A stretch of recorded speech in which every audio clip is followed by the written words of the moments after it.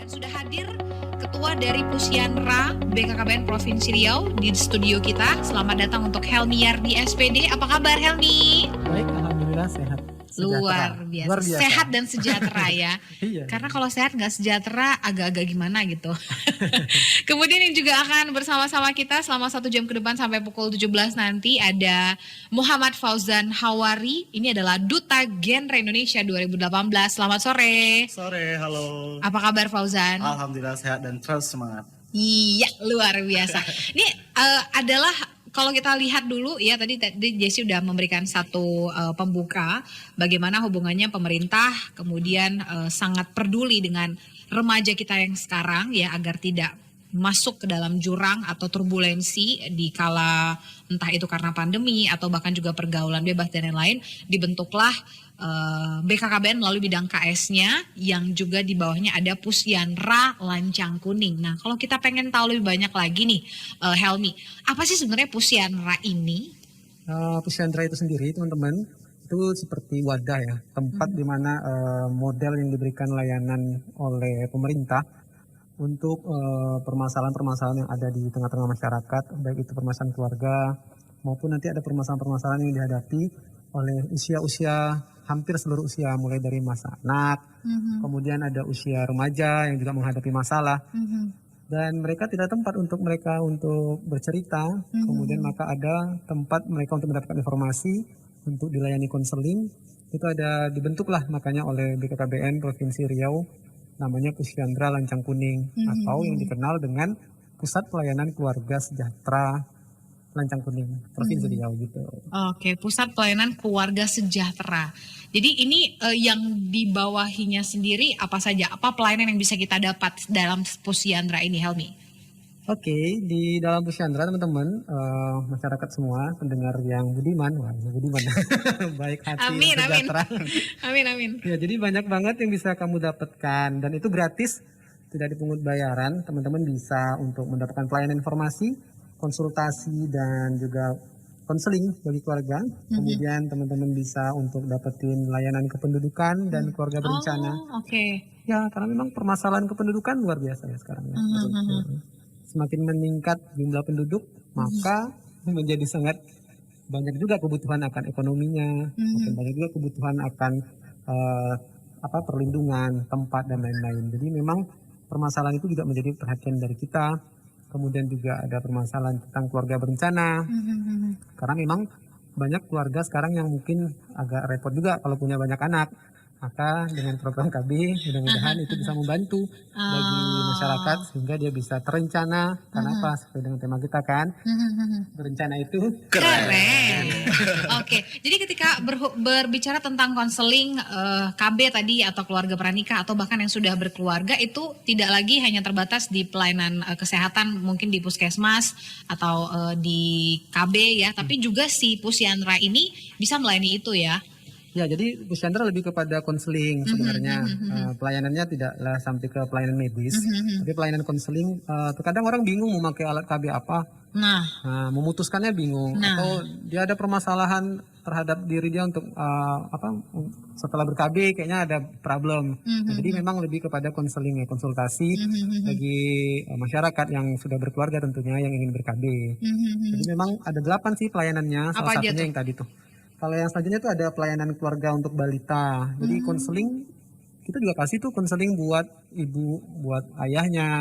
Sehingga dia bisa mengelola ataupun mengelola rumah tangga dengan baik. Dengan juga pengasuhan yang benar terhadap balita. Seperti itu. Kan sekarang lagi marak ya. Misalnya sekarang apalagi kayak masa pandemi ini kan banyak di rumah gitu kan. Iya, betul. Banyak di rumah. Anak-anak pun juga banyak di rumah, anak-anak banyak nggak sekolah. Dan ini butuh perhatian khusus dari orang tua, sehingga banyak tuh orang tua yang dengar-dengar ada yang marah-marah, mukulin anak gitu kan. Ngebuang anak bahkan ada ya. Iya itu. Emang itu sampah, luar biasa kan? sekali. Iya. Jadi ini memang Pusyanra ini hadir di tengah-tengah masyarakat. Kapasitasnya sendiri dari Pusyanra ini, Helmi, untuk kita ketahui, apakah ini memang diberikan kompetensi atau bahkan pelatihan khusus capacity building untuk bisa memberikan konseling ya kepada masyarakat, atau memang sudah dari awal kita merekrut Pusyanra ini adalah orang-orang terpilih yang backgroundnya pendidikannya sendiri dari psikolog atau seperti apa? Iya, jadi tenaga-tenaga dari Pusyandra sendiri. Oke, Kak Jessi. Jadi memang di Pusyandra itu memang kita pakai tenaga profesional. Oke, siap. Yang berkaitan banget dengan masing-masing layanan tadi. Iya. Jadi yang orang yang memang ahli di situ, karena memang jangan sampai masyarakat malah tidak menjadi nyaman. Karena kita pengen mendekatkan akses ke masyarakat, kemudian masyarakat menjadi nyaman dan itu menjadi ramah buat mereka. Sehingga memang kita cari orang-orang yang profesional sih. Di Kota Pekanbaru sendiri berapa banyak sih apa kita nyebutnya, tenaga atau Oh ya, konselor. konselor ya? Iya. Kita nyebutnya konselor ya. Berapa banyak konselor kita Helmi yang siap untuk mengakomodir nih dari kebutuhan masyarakat Kota Pekanbaru yang ingin mendapat layanan kita? Oke, kalau di BKKBN Provinsi Riau itu memang tenaga yang disediakan ya oleh BKKBN itu ada di tiap pelayanan. Jadi ada 8 pelayanan. Di 8 pelayanan itu ada tenaga profesional yang memang mau membidangi hal tersebut. Yang menjadi konselor yang bertanggung jawab terhadap layanan yang mau dia berikan. Nah, Entah itu gitu. layanan kependudukan dan KB, konseling keluarga balita, Iya. ataupun konseling pranikah ya. Itu semua Remaja, ada. ada semuanya. Tinggal dipilih. Benar. Oke, dan pertanyaannya ini tadi disampaikan Helmi mungkin di awal gratis ya? Betul. Jadi teman-teman Luar biasa, bisa gratis. baiklah. Ketemu psikolog aja sekarang kan bayar ya. Betul. Ini benar-benar gratis, bener nih nggak bohong ya? Benar lah. Nggak percaya coba dong. Iya. Dicoba.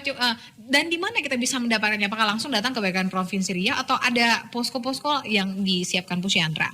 Oke, teman-teman bisa hadir ke BKKBN karena di BKKBN ada pusatnya itu di sebelah ya, gedungnya satu tempat. Di Jalan Terubuk ya? Iya, Jalan Terubuk. Siap. Itu yang ingin tatap muka. Tapi kalau memang teman-teman kan sekarang susah, Betul. nggak boleh keluar gitu ya.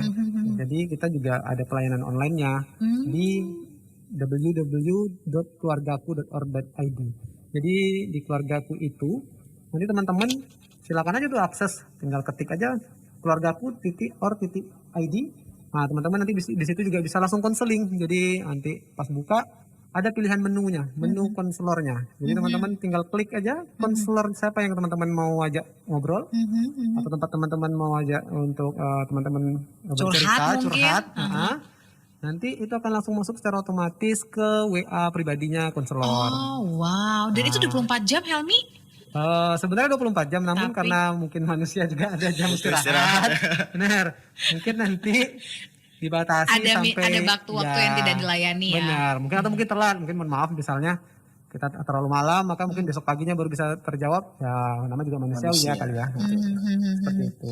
SBS ya, sorry baru balas gitu ya. SBB.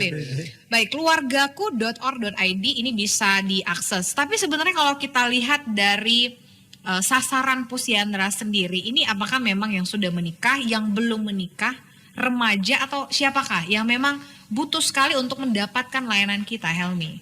Iya, Pusyandra ini kan sama kayak miniaturnya BKKBN tuh. Baik. Karena memang pelayanannya itu mulai dari balita atau mulai dari janin dalam perut. Iya. Jadi yang disebut dengan 1000 HPK ya.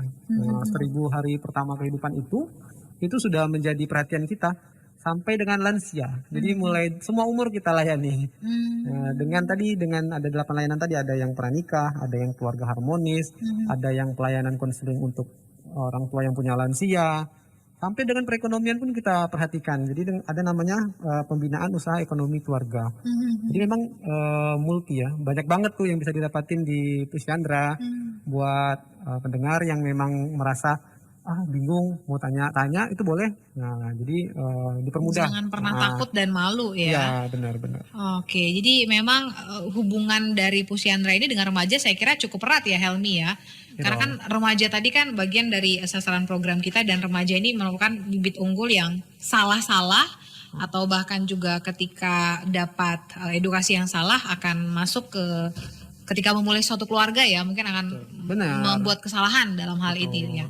Oke, tapi sebagian besar dari yang selama ini sharing ataupun konseling ke Pusyandra itu rentang umurnya berapa, Helmi? Iya, Mungkin bisa diceritakan. hampir sebagian besar ya. Kalau kita lihat di data kita itu memang remaja ya, banyak ya untuk konseling. Ya karena memang remaja itu kan masa-masa. Tunggu dulu, kategori remaja ini umur berapa sih? Karena beda-beda nih. Benar. Kalau di kita sih makanya yang 10 sampai 24 tahun dengan catatan belum menikah. Itu remaja. Remaja, Oh, berarti saya iya. termasuk remaja ya? Karena saya belum menikah. Tapi umur Tapi umur udah lewat ya. Oke, berapa 10 sampai 24 tahun itu kategori remaja. betul. Sedangkan yang ketika dia sudah menikah di umur 21 tahun itu tidak remaja lagi ya, otomatis. Meskipun umurnya belum 24 tapi sudah menikah, otomatis nggak remaja lagi ya. Yang kita sarankan sebenarnya untuk menikah itu di umur berapa sih untuk wanita dan pria, Helmi? Oke, kalau teman-teman yang dengerin Bara Basar ini perlu didengar baik-baik di sini. Wah, Gitu. luar biasa. Serius. Pasang kuping. Ini udah masuk ke bahasan serius nih ya. Jadi benar. Jadi sebenarnya kalau kamu masih berusia 20 tahun jangan nikah dulu. Nah, bagi perempuan ya. Jadi minimal itu usia kamu harus 21 tahun dulu. 21 tahun. Ya. Kenapa? Ada apa dengan usia 21? Ya, karena memang masa ini mah dibilang kan kalau masa remaja itu ada dari segi dari segi kesehatannya itu memang pada usia 21 tahun dianggap sudah sempurna ya. Mulai dari perkembangan organ reproduksinya, kemudian kesiapan nanti kalau dia menikah itu, maka dia mental sudah dan siap. physically gitu ya. Oke. Mentalnya siap, kemudian secara pendidikan juga dia sudah selesai pendidikannya, kemudian nanti dia dalam bermasyarakat juga sudah siap untuk bermasyarakat. Jadi dianggap 21 tahun itu adalah usia yang memang benar-benar wanita itu sudah siap. Oke. Kayak gitu. Untuk pria? Nah, Jan gimana berapa Jan? Kalau untuk pria itu lebih agak tua sih Kak. Itu umurnya 25 tahun. Kenapa 25 gitu kan? Karena usia kalau laki-laki itu lebih ke tanggung jawabnya di beban ekonomi Kak. Karena menurut BKKBN dan kami semua bahwa umur 25 itu udah matang secara pendidikan, kesehatan dan juga ekonominya. Karena tak jarang banyak kasus perceraian nih yang diakibatkan oleh ekonomi gitu. Jadi untuk mencegah itu semua BKKBN menetapkan minimal itu 25 tahun untuk yang pria gitu. Ini minimal ya. Kalau maksimalnya ya terserah Anda ya. Kapan saja bisa.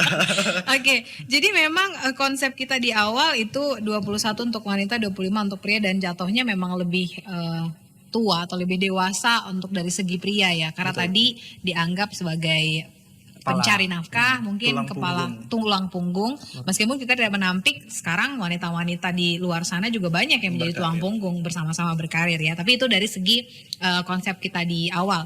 Tapi Helmi, boleh tahu di Pusyandra ini sendiri apakah memang bisa melayani bahkan yang sudah menikah gitu? Atau bahkan kita fokus kepada yang sebelum pra?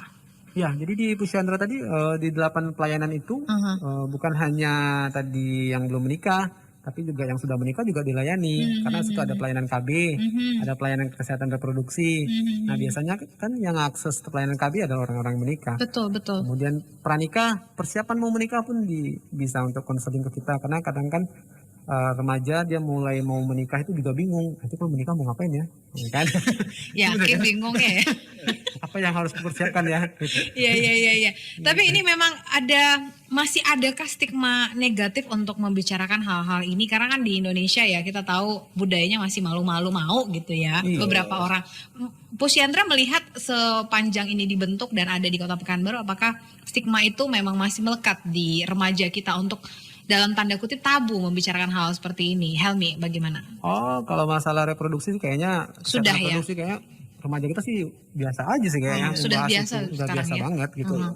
Ya. KB, kemudian menikah itu sudah sangat lazim untuk kita bahas ya. Tidak asing lagi sih. Oke, berarti ini menandakan memang ada keterbukaan untuk teman-teman remaja kita memang mau belajar untuk ini atau seperti apa? Memang keterbukaan informasi yang luar biasa atau gimana kalian melihatnya sendiri? Kalau masalah tentang reproduksi dan lain sebagainya itu emang efek dari perkembangan teknologi sih Kak. Jadi banyak remaja itu yang sekarang mulai peka untuk memahami tentang reproduksi mereka, tentang apa aja sih yang harus dipersiapkan ketika menikah. Jadi perkembangan teknologi itu tidak bisa kita lepaskan dari kehidupan remaja zaman sekarang. Banyak mereka yang mencari informasi sendiri. Bahkan kalau kami ini mungkin sebagai duta mungkin? Iya, tempat terpercaya aja sih. Mungkin mereka ragu untuk di internet atau di Google. Nah kamilah tempat mereka untuk ini betul nggak sih? Nah, itu cross check ulang gitu. Jadi kalian yang istilahnya sudah dipastikan informasi dari kalian itu benar ya, tidak lagi miss atau bahkan hoax atau bahkan jangan sampai mereka terjebak dalam informasi-informasi yang mungkin malah malah membuat mereka rusak dalam artian seperti itu ya. Tapi apakah dengan adanya Pusyandra ini, kemudian nanti kita akan bahas genre sedikit banyak ya, juga miniaturnya dari BKKBN ini akan membuat remaja kita malah semakin apa ya, dalam artian ketika tidak tabu lagi membicarakan ini malah akan terjerumus lebih besar lagi ke seks bebas. Kira-kira begitu nggak sih? Sebenarnya sih kenapa mereka akhirnya memutuskan untuk berperilaku negatif misalnya melakukan seks bebas? Karena mereka nggak paham sebenarnya. Jadi orang yang melakukan seks bebas itu nggak paham akan itu? Dia nggak paham akan efeknya, akibatnya, kan begitu kan? Kalau aku seks bebas apa akibatnya? Secara ekonomi bagaimana? Sosial bagaimana? Kemudian perilakuku harus seperti apa? Jadi memang ternyata ini mereka jadi korban aja sebenarnya, ya, korban ketidaktahuan gitu. Jadi atau mungkin tidak ada tempat dia bertanya, atau mungkin malah tidak ada yang menasehatinya. Kan banyak tuh kalau orang tua sekarang kan udah mulai bekerja kedua-duanya, anaknya bingung sendirian. Kadang-kadang dia malah berteman dengan yang salah, misalnya seperti itu. Jadi memang ini tantangan buat kita sehingga memang Pusyandra tugas kita hadir. dari Pusyandra ya untuk tantangan. Hadir di tengah kebingungan remaja kita harus seperti apa, khususnya dalam pelayanan-pelayanan yang tadi disampaikan ya, kependudukan dan KB, kemudian pranikah, keluarga harmonis, KB dan Kespro, keluarga lansia, dan pembinaan usaha ekonomi keluarga. Jesse ingin mengundang Anda untuk bisa berpartisipasi ya, bertanya langsung. Mumpung nih konselingnya gratis, tapi memang gratis sih kalau Anda bisa langsung mengakses keluargaku.org.id. Tapi mumpung kita ada di sini secara on air bersama-sama dengan Helmi dan juga Fauzan ya. Saya bilang kalian remaja, udah ketuaan belum sih? Belum ya? Fauzan belum. Oh, Fauzan belum ya? Nggak tahu. Dua generasi muda kita saya rasa ya. Begitu juga dengan Jesse dan Gega di sini. 4 generasi muda yang hadir bersama-sama kita di studio ini. Saya yakin Anda yang mendengarkan mungkin juga sudah lanjut umur tapi ingin meneruskan informasi ini kepada anak-anak Anda. Silakan ya. Bertanya langsung di 0822 8504 6975. Ada satu WhatsApp yang ingin saya baca dari Pak Pandu. Saya yakin Pak Pandu juga sudah menikah dan punya anak ya. Mungkin informasi ini disampaikan untuk anak-anak beliau. Mbak Jess, tentang menikah muda, ini di Jalan Nangka atau Tongku Tambusnya tahun 80-an, itu pernah ada baliho dengan tulisan mendahulukan karir dan prestasi daripada berumah tangga. Merupakan sumbangsih remaja terhadap pembangunan nasional. Ya, agak lupa lah siapa wali kota kita waktu itu ya. Tapi di setiap sudut-sudut atau persimpangan jalan di Jakarta pada tahun yang sama, which is 80-an, juga ada baliho Panca Tekad Pemuda Jakarta. Jadi poin pertamanya memang belum menikah sebelum berusia 25 tahun. Tapi sekarang sudah jarang kita temui semboyan untuk para remaja yang ada imbauannya bayar pajak melulu. Yeah. Maksud berarti Pak Pandu ingin mengaburkan bahwa pemerintah kita agak ini ya kurang punya perhatian untuk remaja kita. Tapi Pusyandra hadir di sini, ya kan ya? Ya, kita berupaya untuk hadir, namun memang belum maksimal pasti ya, karena memang kan cakupan yang cukup besar. Yeah. Nah, makanya sekarang tuh Pusyandra itu ada membentuk lagi di daerah-daerah, ada namanya PPKS. PPKS itu turunan dari kita, Pusat Pelayanan Keluarga Sejahtera juga, namanya PPKS singkatannya. Itu kita hampir di kecamatan akan kita bentuk. Di Pekanbaru udah berapa juga yang udah bentuk. Sejenis agentnya Pusyandra berarti ya. Wow, luar biasa, dan semoga ini semakin meningkatkan dari campaign yang ingin kita bentuk, yaitu Stop Nikah Muda. Benar. Tadi disampaikan Pak Pandu kalau di tahun 80-an saja itu sudah banyak sekali baliho yang menyebutkan bahwa mendahulukan karir dan prestasi alih-alih nikah muda. Kenapa di tahun 2020 yang notabene sangat erat dengan era milenial, globalisasi, itu kita malah lupa akan semboyan itu ya. Terima kasih Pak Pandu sudah mengingatkan kita nih.